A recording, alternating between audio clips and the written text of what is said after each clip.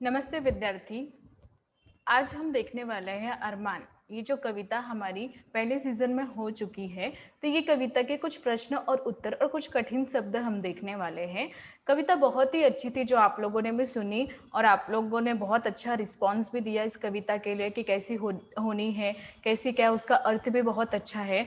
तो आज हम उसके कुछ प्रश्न और उत्तर देखेंगे जो हमारे लिए बहुत ही महत्वपूर्ण है।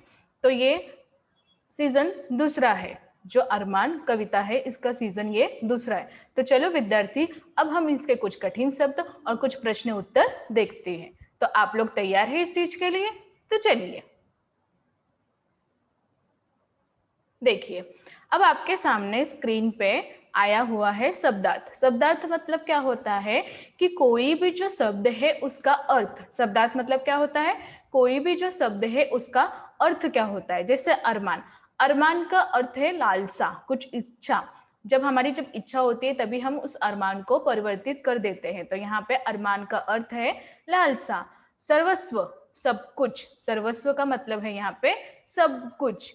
धुन, लगन। धुन जो होती है वो किसी लगन के साथ ही उत्पन्न होती है, तो यहाँ पे धुन जो है लगन। अमर, नहीं मरने वाला और अविनाशी। अमर का मतलब क्या है यहाँ पे? नहीं मरने वाला और अविनाशी। समझा विद्यार्थी आप लोगों को? चलिए अब आगे बढ़ते हैं। अब यहाँ पे देखो उत्साह। उत्साह का अर्थ क्या है? उमंग। एक उत्साह हमारे मन में आती है, जैसे कि यहाँ पे बताया गया था निराशा। जब लोग निराशा होते तो उससे उत्साह करके ही हम नए जीवन की ओर लेकर जाते हैं। तो यहाँ पे उत्साह का मतलब है उमंग। छाया मतलब परछाई। छाया मतलब क्या है विद्यार्थी? परछाई। भिखारी मतलब भिक्षु। भिखारी मतलब यहाँ पे भिक्षु दिया गया है। सुखी मतलब सुखद और यहाँ पे आरामदायक। सुखी का अर्थ क्या है? सुखद। और यहाँ पे क्या है विद्यार्थी? आरामदायक। यहाँ पे देखो, सुखी का मतलब है सुखद और यहाँ पे आरामदायक क्या है विद्यार्थी? आरामदायक। उत्साह मतलब जोश और यहाँ पे उमंग। उत्साह का अर्थ क्या है? जोश और यहाँ पे उमंग। आजादी मतलब मोक्ष। अगर हमें आजादी मिल गई है तो हम मोक्ष की प्राप्ति कर सकते हैं। तो यहाँ पे ये सब जो अर्थ है, शब्दार्थ है, उसका अर्थ इसी प्रकार दिया गया है।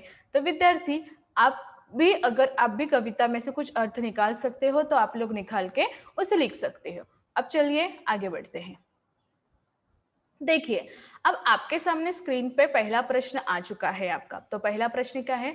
प्रस्तुत कविता में गरीबों के गले लगाने एवं सुखी बनाने की बात क्यों की गई है? यहाँ पे आपके सामने आपका पहला प्रश्न है कि प्रस्तुत कविता में गरीबों को गले लगाने एवं सुखी बनाने की बात क्यों की गई है?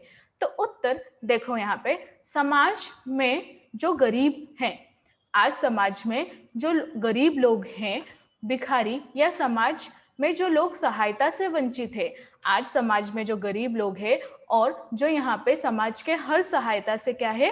वंचित कर दिया गया है कि समाज में रहने लायक योग्य नहीं है और समाज में जो भी सहायता मिलती है उसे उस समाज ने उन्हें वंचित कर दिया गया है। तो ऐसे लोगों के गले लगाने एवं सुखी बनाने से हमारे समाज में समता आएगी। यहाँ पे कवि ने ये बताया है इस उत्तर में कि ऐसे ही लोगों को अगर हम गले से लगा ले और एक गरीब और अमीर की जो इस बात को हम यहीं पे खत्म कर दे तो समाज में समता आ जाएगी, एक समानता आ जाएगी और लोग सुखी होंगे और लोग जो है वो सुखी हो जाएंगे। अतः सुखमयी समतापूर्ण समाज की स्थापना के लिए कविता में गरीबों को गले लगाने एवं सुखी बनाने की बात की गई है। यहाँ पे कवि ने यह भी बताया है कि सुखमयी समतापूर्ण, आज हमारे समाज में सुखमयी समतापूर्ण की स्थापना करने के लोग गरीबों को गले लगाने की और सुखी बनाने की बात की गई है। तो पहला प्रश्न का उत्तर यहाँ पे इस प्रकार दिया गया है। समझा विद्यार्थी? चलो अब दूसरा देखते हैं हम। दूसरा प्रश्न आपके सामने है, इस कविता में हारे हुए व्यक्ति के लिए क्या कहा गया है? ये जो कविता है, इस कविता में हारे हुए व्यक्ति के लिए क्या कहा गया है? तो यहाँ पे बताया गया है कि इस कविता में हारे हुए व्यक्ति के लिए कहा गया है कि हार कर बैठना या अपने उम्मीदों को मारकर बैठना कायरता एवं अज्ञानता है। यहाँ पे कवि ने बताया है कि हम हारे हुए जो व्यक्ति है उनके लिए यहाँ पे कवि ने बोला है कि जो हार कर बैठता है और अपनी उम्मीद मार कर बैठता है उसे लोग कायरता कहते हैं और कायरता ही अज्ञानता है। ऐसे लोगों को, उत्साहित लोगों को दिमाग से फिर से उत्साह जगाना चाहिए और अपनी पूरी आवश्यकता पूर्ण करनी चाहिए। समझा विद्यार्थी? चलिए अब आगे हम देखते हैं। अब आपके सामने है प्रश्न तीसरा। अब प्रश्न तीसरा में क्या बताया गया है, ध्यानपूर्वक देखिए। इन पंक्तियों के भाव स्पष्ट कीजिए। यहाँ पे कवि ने, यहाँ पे प्रश्न पूछा गया है कि यहाँ पे कुछ पंक्ति दी है, उसके भाव हमें स्पष्ट करना है, मतलब कविता का अर्थ बताना है। तो यहाँ पे देखिए, रोको मत आगे बढ़ने दो, आजादी के दीवाने हैं, हम मातृभूमि की सेवा में अपना सर्वस्व लगाएंगे। तो यहाँ पे उत्तर दिया गया है कि आजादी हमारी अभीष्ट प्रिय वस्तु है। आजादी हमारी अभिप्रिय वस्तु है और हमें आजादी पाने के लिए आगे बढ़ना चाहिए। इस पुनीत कार्य को हमें मत रोको, और ये काम करने के लिए हमें जो लोग रोकने की सहायता, जो लोग रोक रहे हैं, हमें मत रोको। हम अपनी जन्मभूमि तथा मातृभूमि की सेवा में अपना तन मन सब कुछ निछावर कर देंगे। यहाँ पे कविता ने, यहाँ पे बताया गया है इस पंक्ति में कि हम अपना तन मन सब कुछ निछावर कर देंगे। प्रश्न चौथा, बूढ़े और पूर्वजों को मान बढ़ाने के लिए हमें क्या करना चाहिए। प्रश्न चौथा में बताया है कि जो बूढ़े और पूर्वजन है उसका मान बढ़ाने के लिए हमें क्या करना चाहिए। तो बूढ़े और पूर्वजों को मान बढ़ाने के लिए हमें कर्तव्य परायण क्या करना चाहिए। ध्यान से सुनो विद्यार्थी, हमें कर्तव्य परायण, लगन के पक्के और सत्यनिष्ठ बनना चाहिए, क्योंकि हमारे पूर्वजों वीर धून के पक्के हैं और सच्चे थे। उनका अनुकरण करने से उनके मान सम्मान की वृद्धि होगी। तो यहाँ पे बूढ़े और पूर्वजों के मान बढ़ाने के लिए हमें क्या क्या चीजें करनी चाहिए, उसके बारे में यहाँ पर इस प्रकार इसका उत्तर दिया गया है। आप लोगों को समझ रहा है ना विद्यार्थी?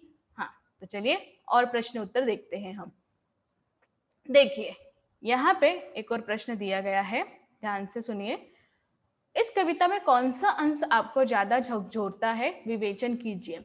अब देखिए, ये जो प्रश्न है ये आपको स्वयं करना चाहिए, परंतु जो मुझे अच्छा लगा है वो मैंने लिखा है। तो आपको जो कविता की पंक्ति, जो अंश सबसे ज्यादा अच्छा लिखा है, तो आप उसे लिख सकते हो। जैसे यहाँ पे देखो, इस कविता का वह अंश हमको ज्यादा झकझोरता है जिसमें वो कवि ने कहा है। देखिए, जो लोग गरीब और भिखारी है, जिन पर किसी की छाया है, हम उनको गले लगाएंगे, हम उनको सुखी बनाएंगे। तो ये जो कविता की पंक्ति है ये मुझे बहुत ज्यादा झकझोरती है, इसलिए मैंने यहाँ पे उसका अर्थ लिखा है। आपको जो भी पंक्ति पसंद है आप उसका अर्थ लिख सकते हो। देखो, क्योंकि आज भी हमारे समाज में विषमतापूर्ण है, आज हमारे समाज में लोग विषमतापूर्ण तरीके से रह रहे हैं। समाज में बहुत लोग गरीब है, और आज समाज में बहुत ही लोग गरीब है, भिक्षाटन करके जीते हैं और भिक्षाटन करके वो अपने जीवन व्यतीत कर रहे हैं। समाज में कुछ लोग सहायता से वंचित है। आज समाज में बहुत सारे लोग और कुछ लोग सहायता से क्या है, वंचित है। ऐसे लोगों की हमें सहायता और समतापूर्ण सुखी समाज की स्थापना संभव है। ऐसे लोगों को हमें क्या करना चाहिए, सहायता करके समतापूर्ण सुखी समाज की एक स्थापना करना चाहिए, कि जिससे लोग आपको भी देख के उस समाज को, उसके आगे बढ़ सके। समझा विद्यार्थी आप लोगों को यहाँ तक? हाँ, तो अभी हम प्रश्न दूसरा देखते हैं। देखिए, आपके भी कुछ शौक या अरमान होंगे, उनको पूरा करने के लिए आप क्या करना चाहोगे। देखो, ये भी प्रश्न आपको स्वयं करना चाहिए। मैंने कुछ उत्तरें लिखे हैं जो उससे आपको बहुत सारी मदद होगी, तो आप उसे पढ़कर अपने लिख सकते हो। देखो, बहुत सारे लोगों का शौक होता है, जैसे कि आप लोगों में से भी बहुत लोगों का शौक होगा कि मैं आगे पढ़ के डॉक्टर बनूं, इंजीनियर बनूं, या समाज की ऐसी सेवा करूं, या मैं खुद का हॉस्पिटल खोलूं, जो गरीब लोग हैं उनके लिए ये करूं। तो बहुत सारे लोगों के ये अरमान होते हैं। तो यहाँ पे देखो क्या लिखा गया है, हमारे भी शौक या अरमान है वह समतापूर्ण सुखी समाज की स्थापना करना। यहाँ पे बताया गया है कि हमारे जो अरमान है वो क्या है, समतापूर्ण सुखी और समाज की स्थापना करना। जो लोग समाज में गरीब है, जो आज लोग समाज में गरीब है, जिनको कोई मदद नहीं करता, जिनके लिए कोई भी मदद नहीं करता, जिनके लिए कोई भी आगे नहीं आता, हमें ऐसे लोगों की मदद करनी चाहिए। उन्हें सुखी बनाने के लिए अपना कर्तव्य बनाना चाहिए, और उनको सुखी बनाने के लिए अपने कर्तव्य को बनाना रहना चाहिए। तो यहाँ पे जो दूसरे उत्तर है उसको इस प्रकार हमने लिखा है। तो आगे क्या है हम और देखते हैं, चलिए। देखिए, आपके सामने प्रश्न तीसरा आया है। प्रश्न तीसरा क्या है? जन्मभूमि या मातृभूमि के प्रति कैसा लगाव होना चाहिए? यहाँ पे बताया है कि जन्मभूमि और मातृभूमि के लिए हमें कैसा, यहाँ पे बताया हमें कैसा लगाव होना चाहिए। उत्तर, जन्मभूमि या मातृभूमि के प्रति हमारा सेवा का लगाव होना चाहिए, क्योंकि जन्मभूमि से बढ़कर कुछ नहीं है। अतः जन्मभूमि या सेवा उसके उत्थान में हमें मन तन धन सब कुछ लगा देना चाहिए। श्री राम जी ने भी कहा है कि लक्ष्मण माता और मातृभूमि स्वर्ग से भी अधिक सुखकारी है। जननी जन्मभूमि स्वर्गादिशी गईशी। तो यहाँ पे प्रश्न तीसरा का उत्तर इस प्रकार दिया गया है। अब हम प्रश्न चौथा देखते हैं। यदि आप चाहते हैं कि देश आप पर अभिमान करे तो इसके लिए आप क्या करना होगा? अभी आप यहाँ पे चाहते हो कि देश के जो लोग हैं वो आप पर अभिमान करें, तो उसके लिए हमें क्या करना चाहिए वो है। तो उसका उत्तर देखो इस प्रकार है। हम चाहते हैं कि देश पर अभिमान करें। हम क्या चाहते हैं कि देश के लिए लोग जो है वो अभिमान करें। इसके लिए हमको अपने आप देवत्व गुण लाना होगा, और इसके लिए हमें अपने लिए क्या करना पड़ेगा? देवत्व गुण लाना होगा। दीन दुखियों की सेवा तथा उत्साहित लोगों का उत्साह बढ़ाना होगा। जो दीन दुखी है उनकी सेवा के लिए निर्धारित होना पड़ेगा और उनके उत्साह बढ़ाना होगा। मातृभूमि की सेवा करना होगा तथा अपने इरादे के पक्के होना होगा। हमें मातृभूमि की सेवा करना पड़ेगा तथा अपने इरादों में हमें पक्का होना है। कर्तव्यनिष्ठ और सत्यप्रिय होना होगा, और हमें सदैव कर्तव्यनिष्ठ तथा सत्यप्रिय होना पड़ेगा। यहाँ तक समझा आप लोगों को विद्यार्थी? हाँ, तो चलिए आगे देखते हैं।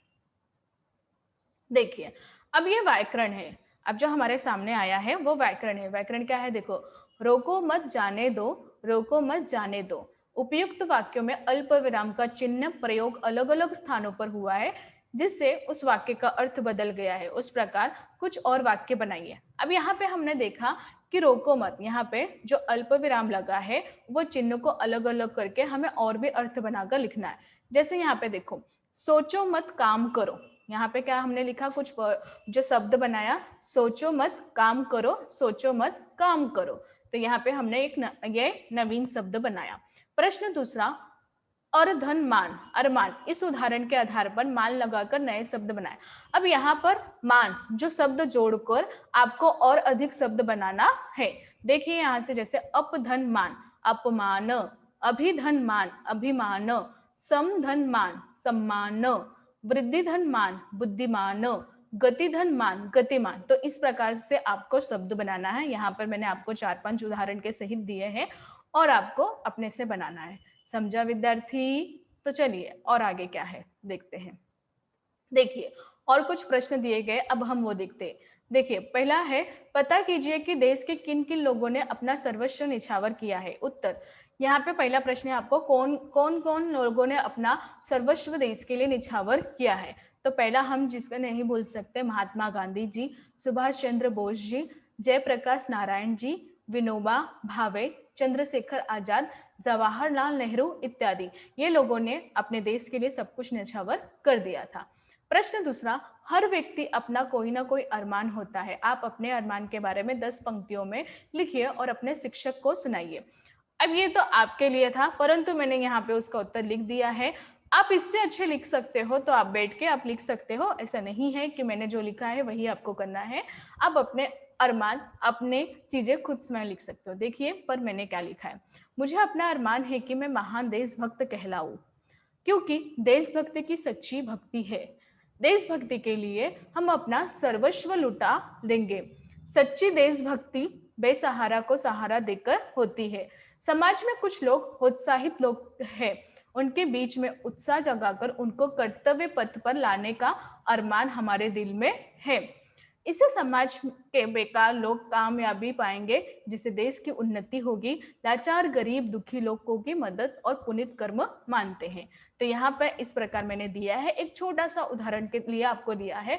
आप अपने अरमानों को अपने चीजों से, अपनी पंक्तियों के माध्यम से लिखेंगे और अपने लोगों को बताएंगे। यहाँ तक विद्यार्थी आप लोगों को समझ में आ गया है? ओके। तो आज हमने क्या सीखा? आज हमने सीखा कि किस प्रकार आपको प्रश्न और उत्तर दिए जाएँगे, उसे आपको निर्धारित करके लिखना है और जहाँ-जहाँ पे मैंने लिखा है कि स्वयं से लिखो, आप वहाँ पे कोशिश करो कि स्वयं से उत्तर लिखने के लिए। जब तक आप लिखना स्टार्ट नहीं करोगे, तब तक आपको पता नहीं चलेगा कि कहाँ से कहाँ तक करना है। और अरमान इस कविता से हमें बहुत सारी चीज़ों के बारे में पता चली, दो लोगों की सहायता करनी चाहिए, लोगों को उत्साह करना चाहिए, हमारे ही प्रति नहीं, देश के प्रति। और जब तक हम खुद नहीं उसके लिए उत्साहित होंगे, तब तक हम बाकी लोगों को नहीं कह सकते। तो यहाँ पे मैं इस पंक्ति को यहाँ पे समाप्त करती हूँ और आप लोगों का धन्यवाद।